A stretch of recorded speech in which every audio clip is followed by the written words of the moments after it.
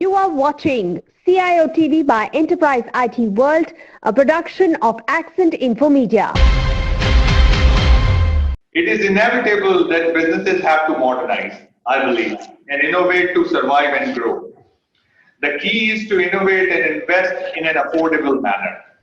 So don't get temptation by the just being digital as fast as possible. It's not about fast, it's about more reliable, robust, secure, and intuitive.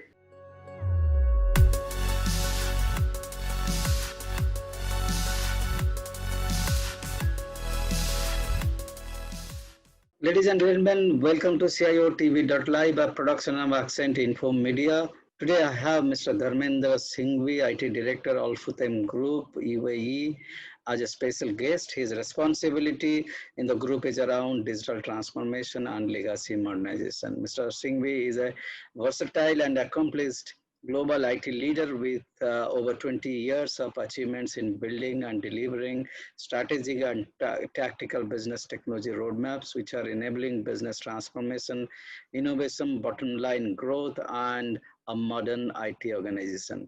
His unique skill sets combine industry and global consulting experience in building and running as a world-class IT service organization for the group of companies in 11 countries across Middle East, Africa, and Asia for world-leading brands.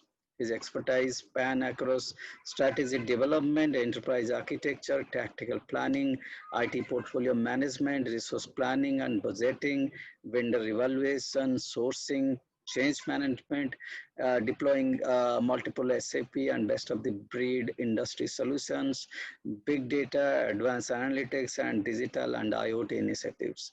He has received many awards in his illustrious career, and the most recent one is COVID-19 Superhero Technology Awards 2020.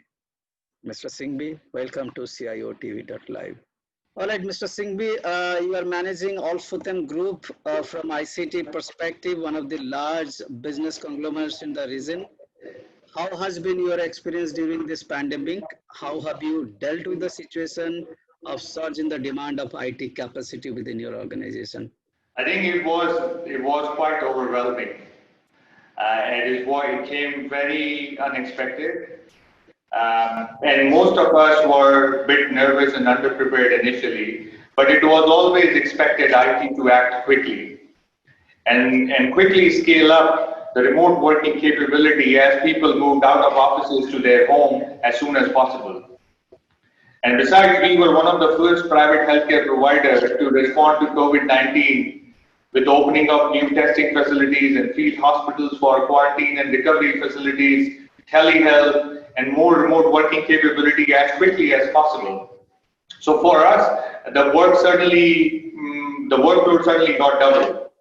And our response to business continuity was to mobilize hundreds of these remote working devices, making sure that their bandwidths are healthy and we upgrade them in time, splitting team in different locations so that we safeguard the continuity, bring daily regulatory updates and operational alignment to the team so that there is no gap in terms of what the government is advising and how we are operating our facilities, arranging mobility permits for people to move during the lockdown period, and support the overall business in a manner to the best of our ability. So what percentage of IT workers are working from home? How are you ensuring safety and security of network, as the vulnerability lies with the personal systems? I think currently, when the pandemic started, almost 90% were at home, and only the essential people were in the office or the data center. However, as the pandemic guidance or the social distancing guidelines have relaxed, so we have moved back into the office almost 40%. So 60% is still working from home on a rotational basis. Making sure that we adhere to all the current safety protocols and social distancing guidelines. In terms of keeping the people secure, I think if I look at the overall cybersecurity point of view, it's not just an IT challenge, but it's more of an enterprise-wide. which requires an interdisciplinary approach and a comprehensive governance commitment to ensure that all the businesses are aligned to support effective security practices using cost-effective security controls and risk management techniques. The good part is we started ramping up our information security capabilities earlier last year with an intent to build a credible cybersecurity framework with implementation roadmap to achieve a good NIST rating.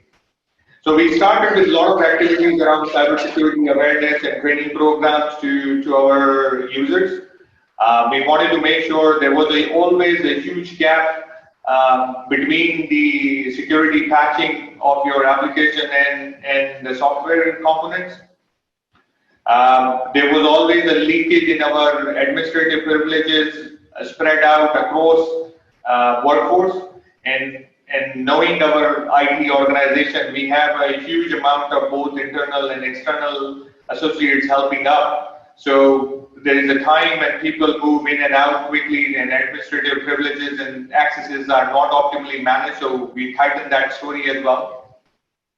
We're making sure that the SOC is in place in time. It's just that it didn't happen before pandemic, but now it's in place. So we are in good shape in terms of providing and keeping all the communication secure during this pandemic. What kind of enterprise strategy have you adopted seeing the COVID-19 situation? Is it hybrid IT or something else from cloud? I believe Microsoft O365 is there in your premise. Absolutely. I mean, our initial approach is built around people safety and business continuity.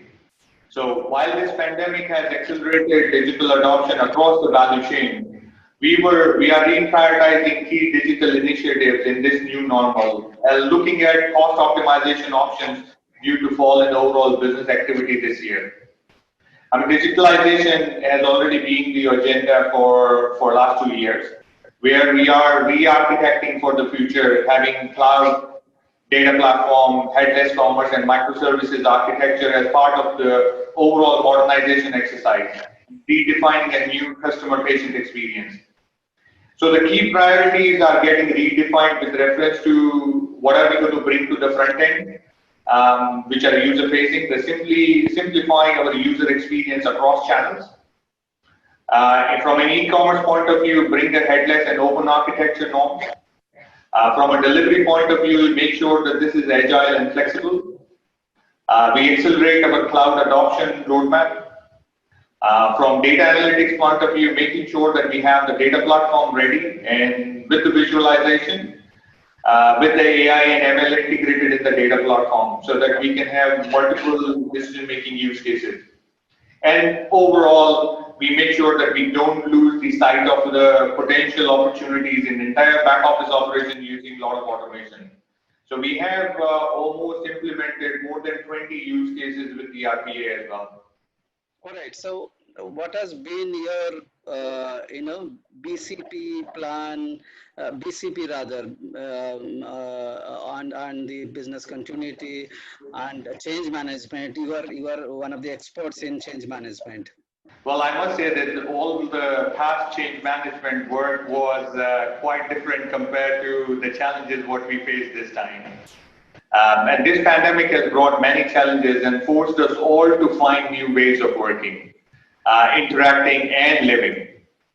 It has also showed us our strengths and highlighted our weaknesses as well. One of the good things happened is because it caught everybody by surprise. So resistance to change was very minimal this time. And as I said, one of our key saviors was O365 adoption. A very competent and field engineer and networking team to ensure that we have the right bandwidth available for all remote connectivity across the country. We have hundreds of locations. We have enough VPN capabilities. We have remote desktop provisioning with Microsoft, desktop to laptop transitions. You just saw that UAE has been historically limiting the VPN and conferencing capabilities. But at this point in time, they opened up all possible connecting conferences and licenses and ports and everything. So Microsoft Teams, Zoom have been the savior for most of the organizations to be able to connect with everybody and continue as much as possible. We did a lot of desktop to laptop transitions because people were just not able to reach to their desktops. And I think the most, above all, that we started a group risk management function, I think a few years ago. So that group and leadership driven from a group emergency response team was quite helpful in helping us, mobilizing our resources, giving us the guidelines, enabling people with the right permissions and permits to move around during the lockdown period. So it was quite helpful that we had a daily emergency and business continuity planning team in play and calibrating with a mixed group of both IT and business leaders in there, and bringing the guidance and help all needed to our frontline workers. It was quite challenging to recalibrate resources with so much unknown in terms of time, availability, mobilization restrictions, health concern. But I think the key was the resilience and support by everybody involved. And I hardly find any resistance. Yes, there were some families who had vulnerable category of people living with them. They were quite concerned. And I think we were equally concerned and helpful in allowing those people to stay at home, and while the other people took the additional burden and supported the team pretty well. Right. These days, bot services, AI implementations are becoming a mainstream. It is not only helping organization internally to eliminate the errors, but also enhances customer experience. Do you have any experience of doing it inside your organization, or you are planning to do something, at least the customer facing front end thing, chatbots, or something around AI? Oh yes, absolutely. I mean, as I said, our approach to modernization is twofold. One is to increase competitiveness of our businesses, and second is to innovate new operating models and new ways of working. With the digital being considered as a given way of working, where all your stakeholders, both inside and outside, are demanding digital ways of connecting with you. And all of the above is becoming mainstream necessity for better customer and patient engagement, operational efficiency, and innovation. We started multiple such initiatives using RPA in back office operations, in lab automations, AI-driven bots for patient engagement, registration, answering the FAQs, the queries, insurance eligibility. We put analytic capabilities in play as well to support our businesses. So we started with a small proof of concepts because sometimes the form factor and the adoption becomes the challenge because you have a very cultured and diverse customer and patient base, and you need to make sure that they are all not equal. So you make sure that these tools and capabilities bring that intuitiveness to the service and the form factor of the solution. And so these concepts initially to assess the value and impact, and now we're discovering more and more appetite and use cases to implement more such capabilities in next 12 months. All right. So, is there any other projects there in the pipeline for you? Are you planning something in the lines of digital capability building? If yes, if you can name them. If not, it's fine. But then my question is, are you facing any challenge from your management or a CFO in terms of saying that you do whatever I have given, maybe more, do more with less, contraction of the budgets? Oh, absolutely. Absolutely. But I must say that it's a good problem to have because we're not stopping our digital investments for sure. The roadmap is still committed. But the disruption which came from pandemic has just created a sense of urgency for some of the digital items ahead of the other items. and it has disrupted our existing roadmap. So we need to rejig.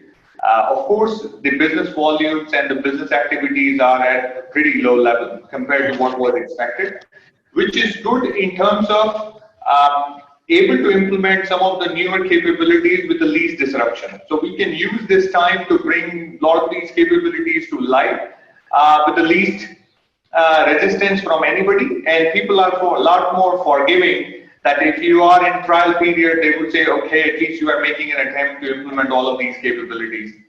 But coming back to the overall budgetary and management view, the management feels that eventually the business activity will come back to normal. Maybe 3 months, 6 months, 9 months. So they are cautious in terms of reviewing what investments we are asking in the wake of a pandemic, and the digital appetite has gone up suddenly across the board. So we are saying that there is an opportunity where the digital digestion and adoption is high. We can disrupt some of our old ways of doing things much faster. So if we stay committed, we'll be able to create a lot more value and competitiveness for our businesses, while everybody is skeptical what's going to work and what's not going to work, and can we wait. So I see in that sense, I think we are fortunate to have that commitment from the management that okay, we'll continue our digitization and modernization roadmap, and let's go ahead and create those more seamless digital experience for our customers and patients. All right. So I'm coming to the final question for you. Um, what would be your suggestion or piece of advice to your peer group and budding IT leaders who are into this situation but having certain something or other problem for finance or decision making in technology adoption and digital journey also? These are all complex things. Right, absolutely. But I must say that these are very exciting times for people in technology. Okay. And everybody wants to disrupt either their own or someone else's business model. You can see the innovation in technology is running ahead of adoption right now. The innovation, the options which are laid down in front of us are far more than what we can chew and adopt. It is inevitable that businesses have to modernize, I believe, and innovate to survive and grow. The key is to innovate and invest in an affordable manner. So don't get temptation by the just being digital as fast as possible. It's not about fast, it's about more reliable, robust, secure, and intuitive. That's a key for most of the digital capabilities. And the options are plenty. And my view is, but don't invest too far too early. Look for low-cost pilots, embrace agile delivery models. So you make sure that you have a very robust and agile delivery pods for delivering the capabilities. Prepare for cloud transition, and the most important, build a strong partnership with your business leaders to create a more business value using these technology investments, and replicate small successes towards a bigger digital successful transition. All right, Mr. Dharmendra, nice speaking to you. It's a pleasure that you came on board to CIO TV and spoke to us. I'll say thank you once again and stay safe. Thank you, Sanjay. It's been a pleasure talking to you, and I hope we make some meaningful contribution to our community. Absolutely. Thank you very much. Have a good weekend, and we'll catch up later. Definitely. Thank you. Thank you. All right, take care. All Bye right. bye. Yeah, bye-bye.